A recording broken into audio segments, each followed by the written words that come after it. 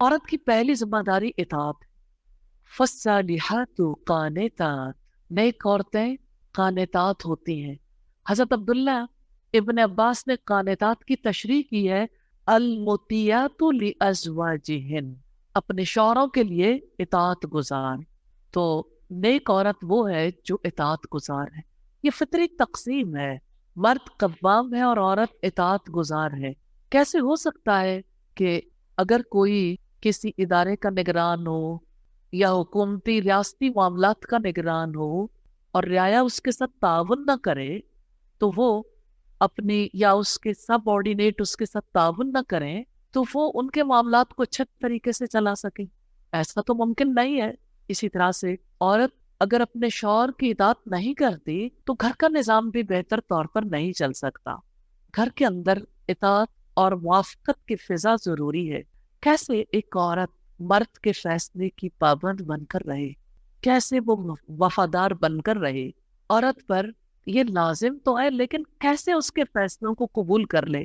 تقوی، تقوی اس کا محافظ ہے اس کی اطاعت کے لیے۔ اللہ تعالیٰ سے ثواب کی امید رکھے۔ وہ مرد کی طرف کیوں دیکھتی ہے کہ اس کے بدلے میں مرد میرے ساتھ یوں کرے؟ وہ اللہ تعالیٰ سے ثواب کی امید رکھے، اللہ تعالیٰ کے عذاب کے خوف سے ڈرے کہ اگر میں نے نافرمانی کی تو اللہ تعالیٰ مجھے پکڑ لیں گے، اس کا عذاب مجھے پکڑ لے گا۔ نارملی اگر آپ دیکھیں مرد کے تجربات زیادہ وسیع ہوتے ہیں کیونکہ وہ باہر ڈیل کرتا بڑھتا ہے سارے لوگوں سے جا کے۔ مراد یہ نہیں کہ لڑائیاں کرتا ہے، مراد یہ ہے کہ اسے معاش کمانے کے لیے، روزی کمانے کے لیے محنت کرنی پڑتی ہے۔ وہ جب باہر نکلتا ہے تو اس کو بہت سے تجربات ہوتے ہیں، اور اب گھر رہتی تو اس کی سوچ میں محدودیت آ جاتی ہے اور وہ جذباتیت کا شکار ہونے لگتی ہے۔ ہر لڑکی سے پوچھیں کہ آپ سینسیٹیو ہیں؟ ہر لڑکی ٹچی ہوتی ہے، ہر لڑکی ایسی ہوتی ہے، اس کی فطرت ہے، اللہ تعالیٰ نے اسے فطری طور پر ایسا بنایا کیونکہ اس نے ماں بننا ہے، اور ماں جزویات تک جا کر اپنے بچے کا دھیان رکھتی ہے۔ اگر وہ ٹچی نہ ہو تو اگنور کر دے گی، جیسے مرد اگنور کر دیتا ہے۔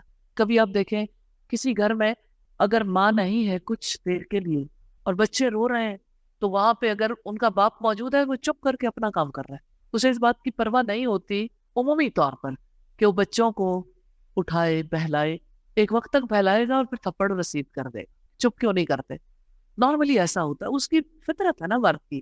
مرد اور طرح سے اللہ تعالیٰ نے بنایا اور عورت کو اور طرح سے بنایا۔ یہ عورت کا پیدائشی مزاج ہے، وہ مرد کو مشورہ دے سکتی ہے، اسلام اسے حق دیتا ہے، مگر مرد کے مقابلے میں بے لچک رویہ اس کے لیے درست نہیں ہے۔ اس کے رویے میں لچک ہونی چاہیے، اور لچک رکھے گی تو اطاعت کرے گی نا، اور تقوی والی ہوگی تو اطاعت کرے گی۔ اطاعت کرنے کا یہ مطلب نہیں ہے کہ اب وہ پریشرائز ہو کے رہے۔ اگر مرد اس سے ایسا مطالبہ کرتا ہے، اسے ایسی چیز کا حکم دیتا ہے جو اللہ تعالیٰ کی ناراضگی میں ہے، تو اس کی اطاعت کرنے کی پابند نہیں ہے۔ تبھی اطاعت کرے گی، اور ان معاملات میں جہاں اللہ تعالیٰ کی فرما برداری ہے۔